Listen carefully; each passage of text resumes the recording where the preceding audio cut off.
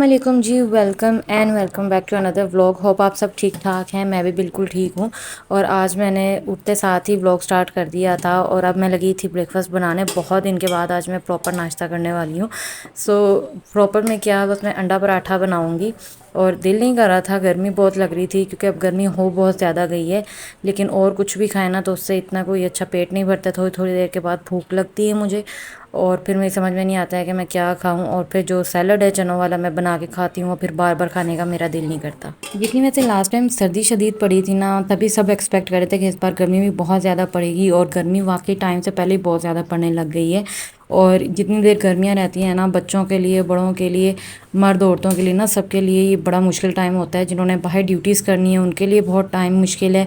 जो लेबर तबका है, जिन्होंने बाहर रिक्शा चलाने हैं या रेडी पे काम करना है, उनके लिए तो बहुत बड़ा इम्तिहान है। औरतों के लिए किचन के काम बहुत ज़्यादा मुश्किल हो जाते हैं। बच्चों के स्कूल अकेडमीज़ वगैरह बहुत ज़्यादा मुश्किल हो जाते हैं।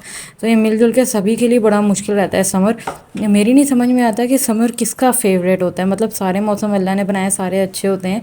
लेकिन कुछ लोग कहते हैं कि समर हमारा फेवरेट है। तो अगर आप में से किसी का समर फेवरेट है तो एक नीचे रीज़न ज़रूर कमेंट करें कि आप लोगों के एरिया में क्या, कितनी, कहीं आप लोग इस्लामाबाद से तो नहीं बिलोंग करते हैं, क्योंकि आप लोगों के वहाँ इतनी कोई गर्मी पड़ती नहीं है। मेरी एक फ्रेंड है इस्लामाबाद में और उसको मैंने एक दफ़ा ना लास्ट ईयर जुलाई में कॉल की वर्कआउट करने के बाद। और तब उस मैं बहुत ज़्यादा स्वेटिंग मुझे हो रही थी। और जब मुझे उसकी कॉल आई ना, तो उसने बताया कि यहाँ पर बर्फ़बारी हुई है और यहाँ पर मौसम बहुत ठंडा है। और मैंने अपना स्वेटर निकाल कर पहन लिया। तो मुझे यकीन ही नहीं आया कि इस तरह भी होता है। मतलब जुलाई में कहीं पर सर्दी हो भी सकती है।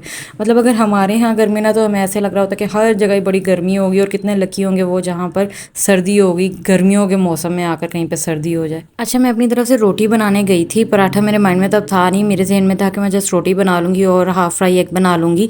लेकिन अब जो मैं लेके बैठी हूँ टोटली डिफरेंट ब्रेकफास्ट है। मेरे पास पराठा है और मैंने डबल फ्राई किया हुआ अंडा रखा हुआ है, क्योंकि मुझसे योक टूट गई थी, जो अक्सर ही हो जाता होता है ना। और उसको फिर मैंने डबल फ्राई कर दिया, क्योंकि वो उस तरह फिर मुझे हाफ़ फ्राई में टूटी योक मुँह से खाई नहीं जाती। और अब मैं पराठा खा रही हूँ, क्योंकि मैंने आदतन ही पराठा बना लिया है, रोटी बनानी मुझे याद ही नहीं रही है। भाई भी आज घर था ना, क्योंकि कुछ ज़रूरी काम निपटाने के बाद ना उसको रेस्ट नहीं मिला, तो आज वो उसका ऑफ होगा, वो हमारे साथ ही था। तो आज हमारा बड़ा ज़बरदस्त फैमिली टाइम भी गुजरा है। और मैं भी किचन से फ्री होकर आ गई थी और बाहर देख रही थी। मैं बाहर हवा बहुत तेज़ चल रही थी, धूप भी थी, लेकिन ना बड़ा प्यारा और बड़ा अच्छा सा फ्रेश सा मौसम था। सब लोग अपने अपने कामों में लगे हुए थे। और ये वाली जो विंडो है ना, इसको अभी हमने साफ़ करना है। ये हर दफ़ा रह जाती है स्वीपिंग करने के बाद, डस्टिंग करने के बाद, क्योंकि ये बिल्कुल लास्ट पे करके लगी होती है, तो इधर ध्यान नहीं जाता है। यहाँ से टेरेस की हालांकि सफाई हो गई थी, लेकिन ये वाली विंडो रह गई थी। अब इसको हमने क्लीन करना है। उसके बाद मुझे डिशेस करनी थी, तो मैं आ गई थी किचन में।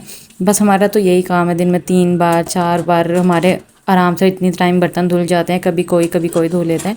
और अब जब मैं ये वीडियो पोस्ट कर रही हूँ ना, तो इसके बाद हम लोग किचन वैसे ही नीचे मूव कर चुके हैं, क्योंकि ऊपर वाला पोर्शन बहुत गर्म हो जाता है और ऊपर वाली स्पेस फिर भी थोड़ी सी कम है नीचे वाले की निस्बत।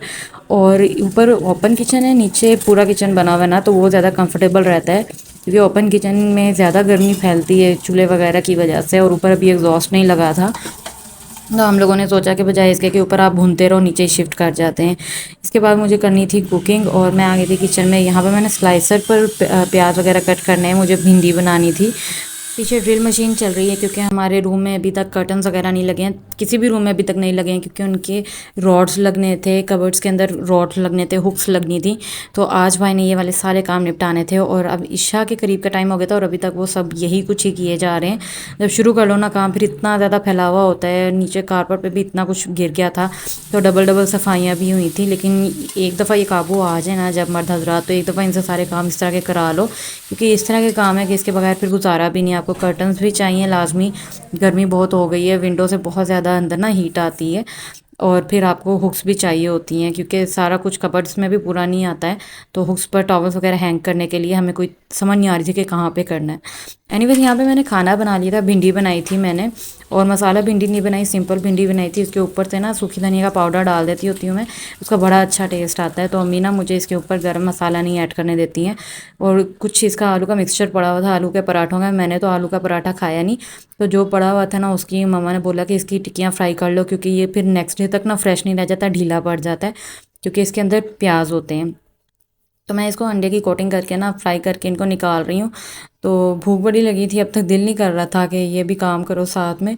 और मैं ना पड़े हुए मिक्सचर का ना मुझसे नहीं फिर इसके कटलेट्स वगैरह बनाकर खाए जाते हैं, ना मुझसे इसका पराठा खाया जाता है। हालांकि कोई कोई लोग एक दिन का पोटैटो मिक्सचर पड़ा हो ना, नेक्स्ट डे वो यूज़ कर लेते होते हैं, मुझसे नहीं किया जाता। मुझे ना इसमें से प्याज की हल्की हल्की सी स्मेल बड़ी फील होती है। अच्छा, मुझे मस्ट कमेंट करें अगर आप में से किसी के पास ये सॉल्यूशन है। ये जब हम लोग कटलेट्स फ्राई करते हैं, कोई भी कबाब फ्राई करते हैं, तो ऑयल के अंदर इतने ज़्यादा जो बबल्स बनते हैं, झाग बन जाती है। इसकी किसी को कोई बड़ी कामयाब टिप पता हो तो मुझे ज़रूर बताएं बेबी। ओके। और फिर हम लोग खाना खा के आ गए थे रूम में। अब मुझे चाय का वेट था, और जितने में चाय बनी थी ना, उतने में हमारा छोटा सा कल्प्रिट आकर ना मम्मा के पलंग पर लेट गया था। इसको हालांकि मना किया हुआ है, लेकिन इसने जिस तरह उनको लेटते देखा था ना, उसी तरह ही आकर लेट गया। और अब मैंने इसको बोला था कि उतर जाओ, तो आगे से मुझे मियाऊं मियाऊं करके दिखाया था कि मैं नहीं उतरूंगा। अब मम्मा की जगह पे क्यों बैठ गई हो? ये आ गई मेरी थकन तोड़ चाय, और किसी से सेकंड हैंड एम्बेरसमेंट करा ली, क्योंकि वो अपनी मर्जी से जवाब देता है। बिल्लियों का एटीट्यूड ही बहुत होता है भाई। ये तो इनका दिल करता है तो बोलते हैं, दिल करता है तो नहीं बोलते हैं। एनीवेज, इसी के साथ ये था मेरा आज का vlog. Thank you so much for watching. Please subscribe to the channel. अल्लाह हाफिज़।